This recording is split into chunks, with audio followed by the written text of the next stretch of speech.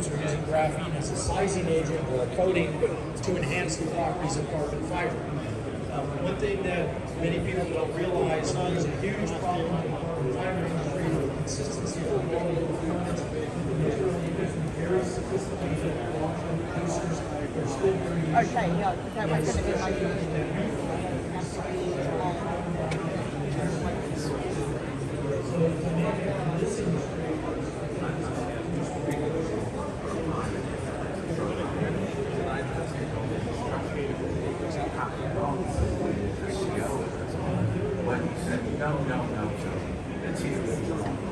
They get dealt with by the sectors. So basically, go away, forget about it, the sectors deal with the materials. And we had a really big row about that. And it's really delightful now to see, as you said, advanced materials called out. And I think we should actually, in the audience and around here, congratulate the work of the Henry Royce Institute, in particular David Knowles and his team, for bringing that and all the work, bringing that to the nation's attention, to the government's attention. So they may not be here, but I propose we have a quick round of applause to get materials on the national agenda. That's a good start. So we're there, we're on the agenda, advanced materials. Advanced ceramics is a subset of that. How important is advanced ceramics to you and your industry, Ash, and to Matt? So I think if I'm going to talk about civil aerospace, civil gas turbines, because I'm allowed to talk about that without getting in trouble. But a lot of what I say can be transferred across to our colleagues in defence. So if you look at the way the trend of modern aero gas turbines has been going and will continue to go, there's really two levers you can pull if you want to design a better, more fuel efficient aero gas turbine for the future. And it's all about fuel efficiency and always has been. One, you make your fan system a higher bypass ratio, so higher propulsion efficiency. So that means you're moving more air slower, okay? And the problem with that is it'll get bigger. The system gets bigger, your fan systems get bigger. So you need weight reduction. You really don't want to put much more weight on. So more and more lighter materials. You know, I said I spent 5 years working on OMCs, composites. That's a key point.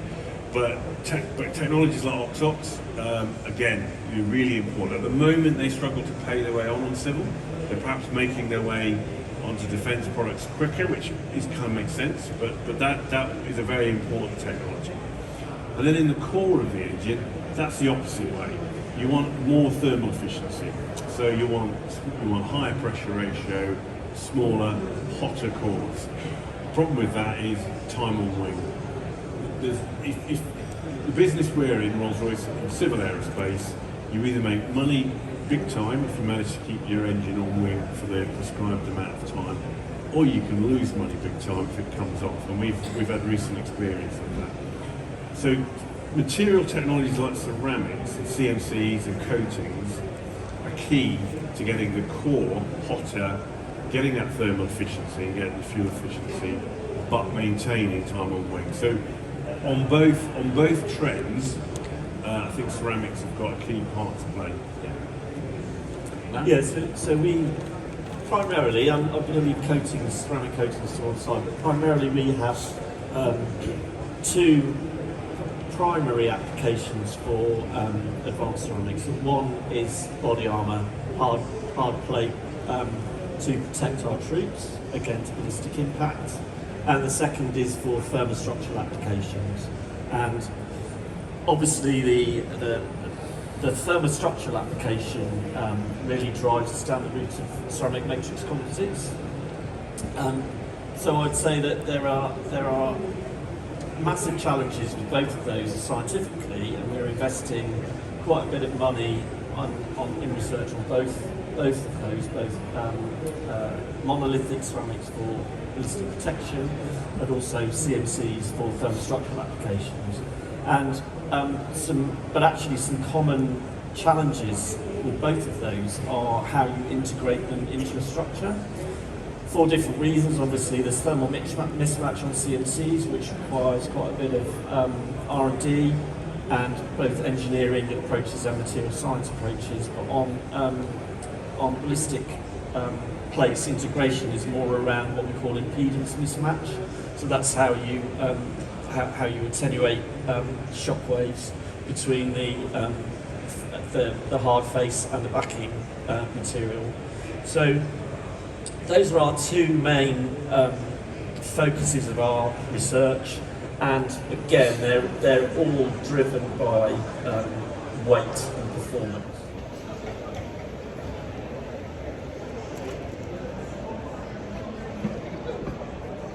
Trying to support scale up in the UK, but one of the difficulties of the scale up is the numbers are quite small for defence platforms. We're talking about hundreds of millions, thousands of millions, we're talking about Cells Systems.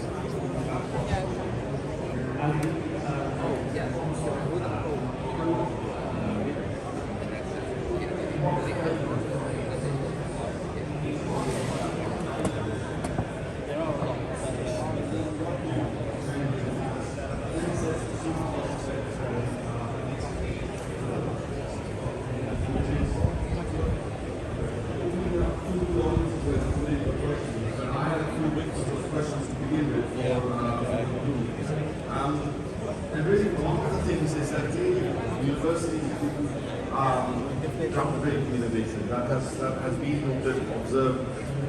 The record in UK around publications demonstrates that very clearly.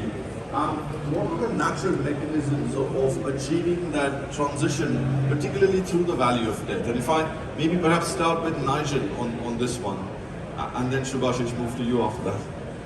Yeah, thanks very much. So obviously I'm here as a member of the academic sector, so the comments, while I come from Imperial, I think are reasonably represent other universities as well.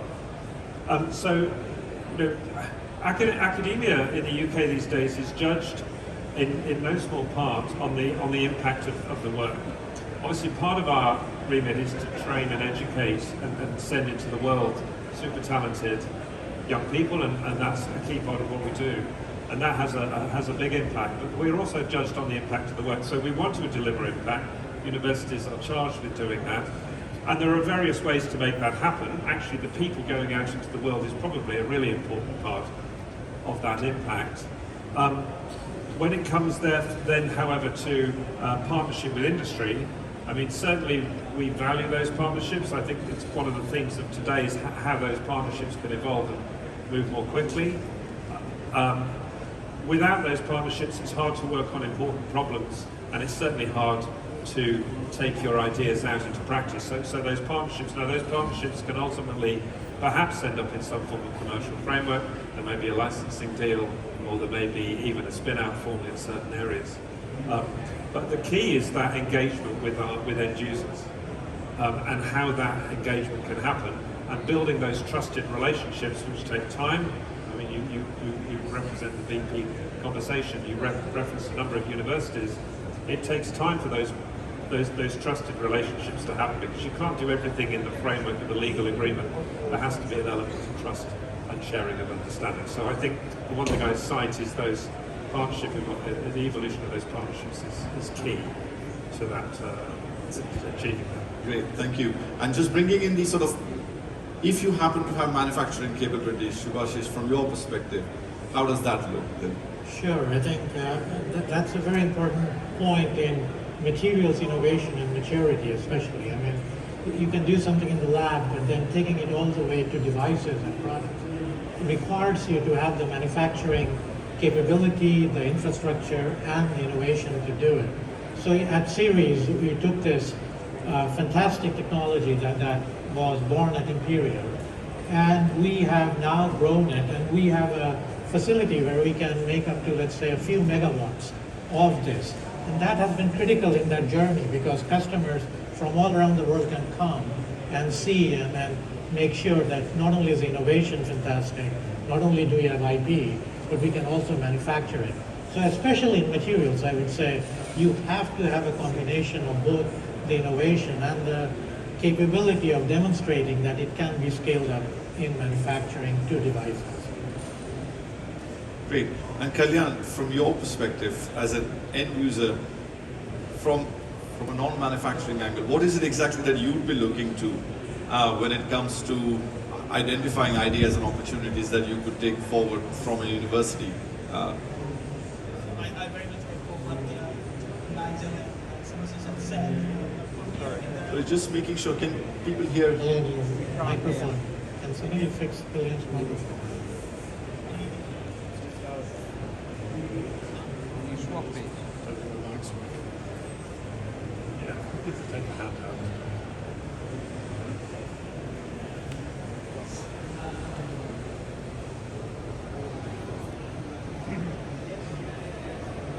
I hope you can hear me now.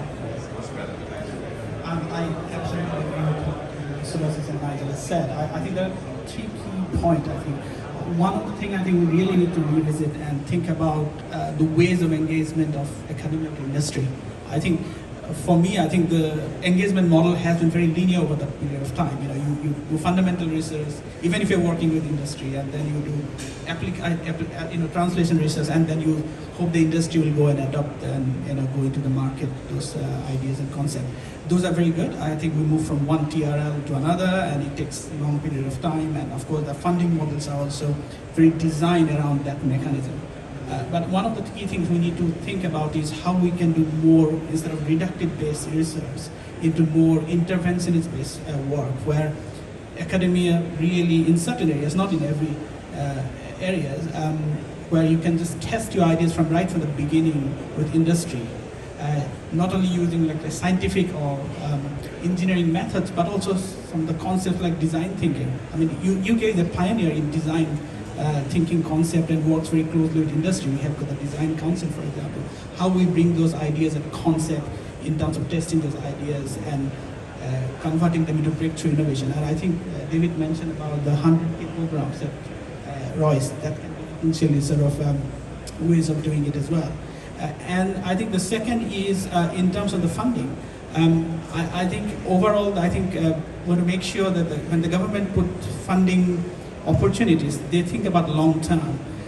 One of the key things we have done, and I think one of your BP colleagues, Dr. Kathy Frey, was involved, we looked into the productivity and impact of research over a period of time, and how the when academics pivot, what's the impact of their work. And we have seen that there is a sharp decline of the impact of the work when the funding priority changes for the government, because the academia has to focus on productivity in terms of papers, probably potentially more patents, but not in terms of the impact. So it take away the focus from them, and that ultimately decline the impact of the previous work they have been doing. And the last point for me is also involving industrial research. I think there is a decline of industrial papers, involving academia and industrial researchers together, and how they can publish new ideas, and that brings to academia a lot of knowledge from industrial work. I mean, Johnson Matthey's of this world, BP's of this world, they do a lot of internal R&D in many ways. How you bring and sort of work together with academia and sort of share those ideas together. So. Thank you. Quite a few good points to unpack, but Brenna, from your perspective, I think one of the things we've talked about is how can it happen, but the elephant in the room usually tends to be intellectual property. And so I thought we'd just go straight to it and see what's the way around. Right support and education is in place about IP to identify, universities and industry can work together to attain shared value and collaboration. So it's polyimide, so Another supplier is specific stages. You take just a bead of water and it's open cell, it will travel through it before you actually get to the other side. Even heat transfer.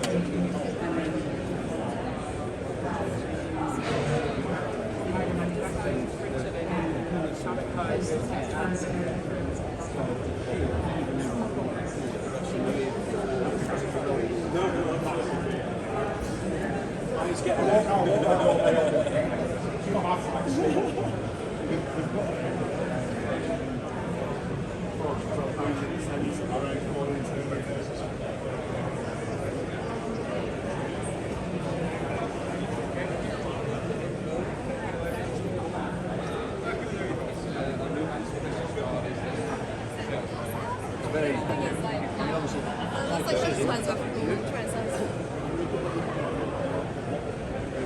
yeah. I'm curious about your because.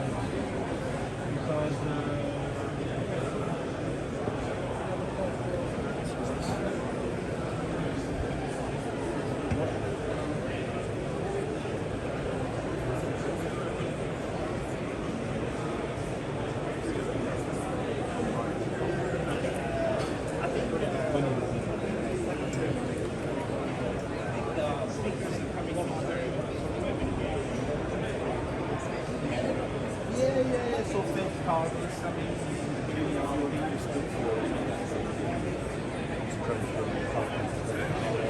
yeah, most of that comes from the shape of the object. Then you can manipulate the field externally to the object.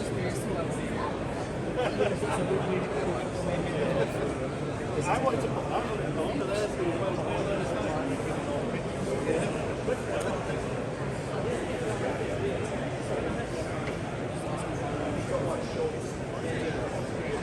The decision is stuck.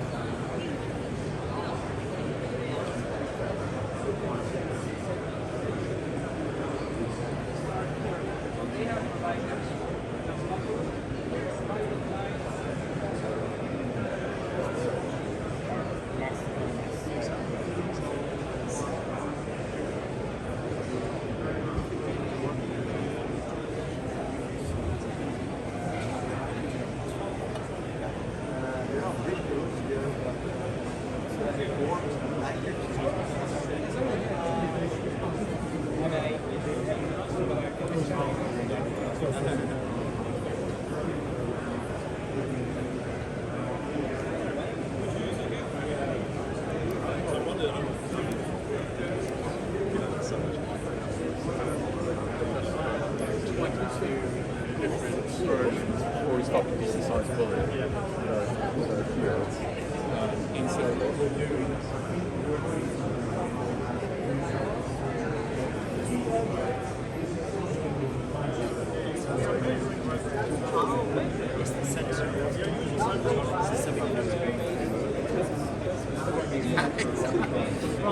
very strategic.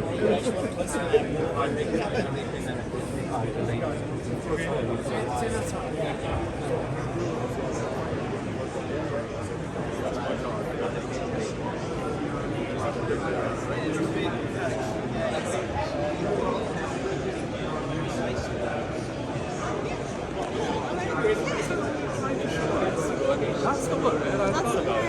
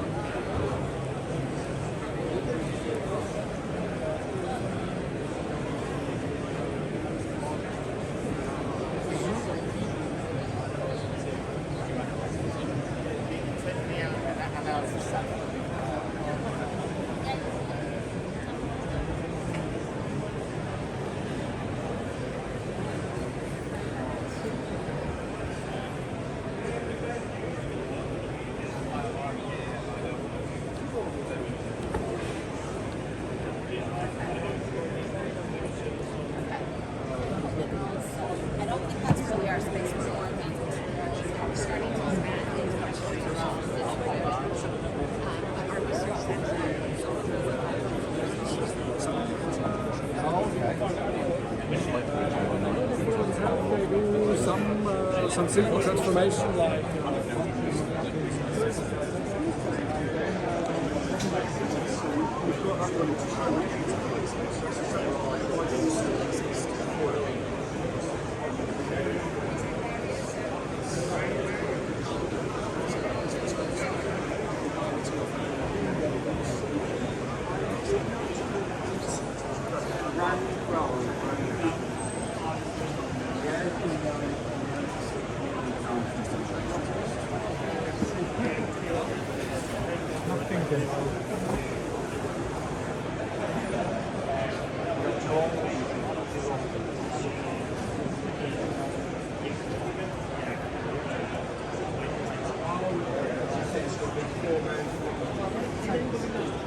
Okay,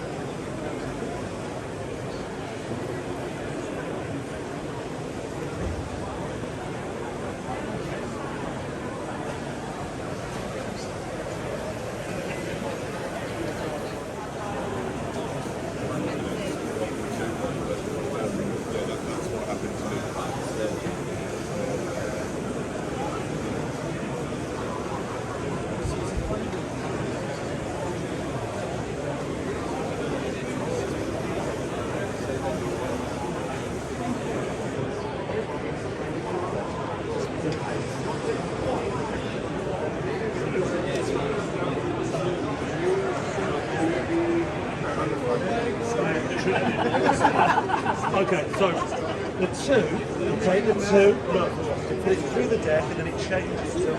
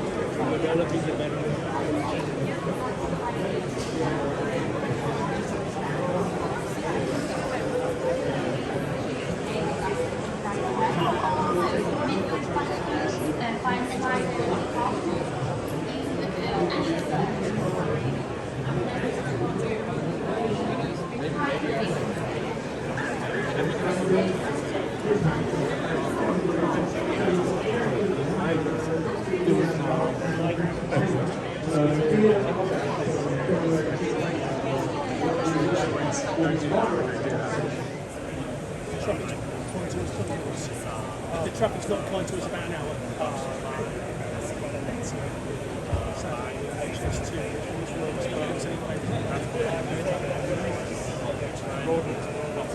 Yeah, it's all around here. It's just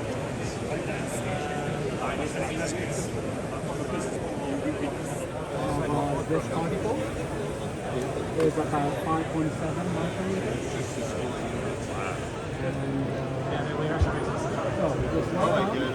So I click right, and then I can drag this right arm. It is moving. Yeah, just so small. Yeah, and then. Yes, I haven't got any notification. You can sign anything on that page.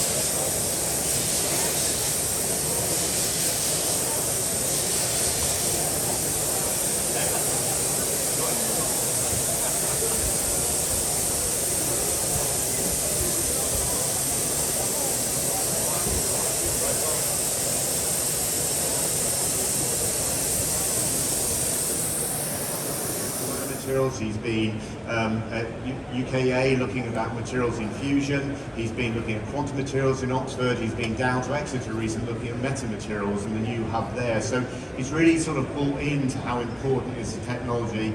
And I think we're just going to hear a few words from him about where materials has landed in the industrial strategy and his sort of aspirations for the future. So it's only 3 minutes, so if we wait for that, listen to that. What I would then appeal to you is go away, get a quick coffee, refresh yourselves, and be back here at 20 past 11, and we'll carry on this discussion with a slightly different group. One or two of us may be the same, unfortunately. But we'll pick up on those conversations and do talk to the panel. You know, track them down after this and sort of knit out, come to a few more ideas and comments that you may not want to or have the time to put up on Slido. Thanks.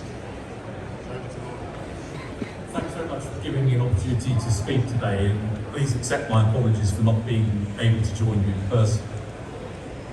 I'd like to take this chance to speak directly to you in the advanced materials community to underline the importance that I see of materials innovation for science, technology and for growth. You would have seen that last month the government published its modern industrial strategy, setting out our ambitions to drive economic growth right the way across our nations and regions.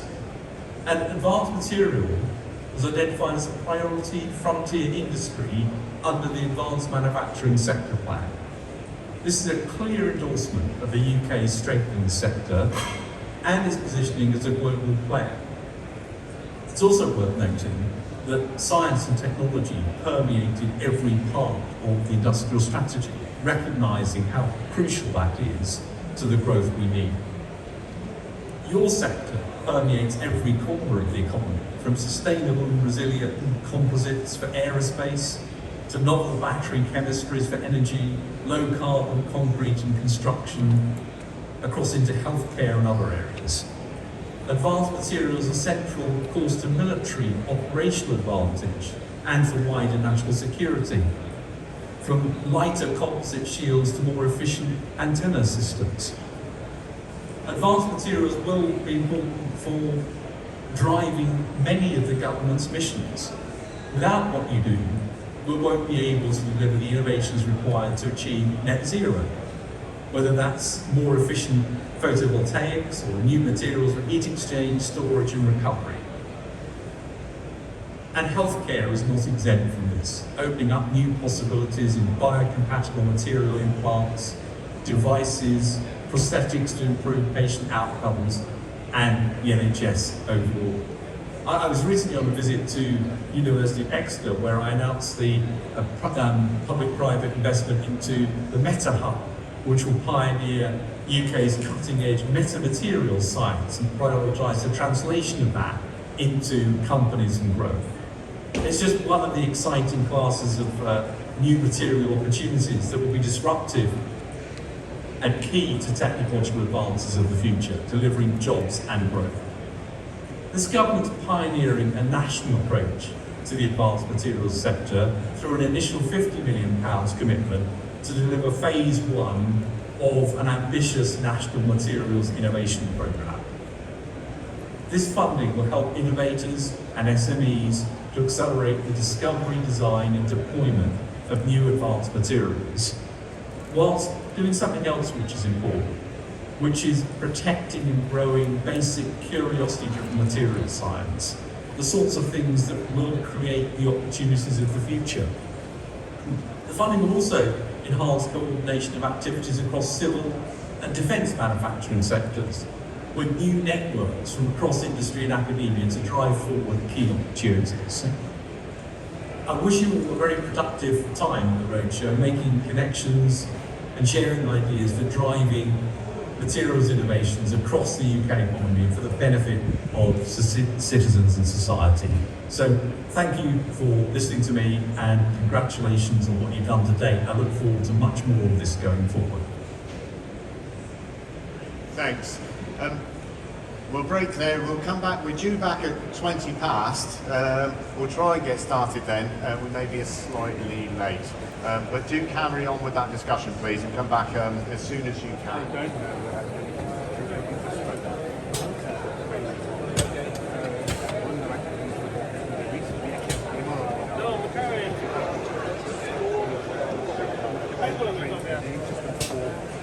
turbine. Oh, okay. Which provide frame. Okay.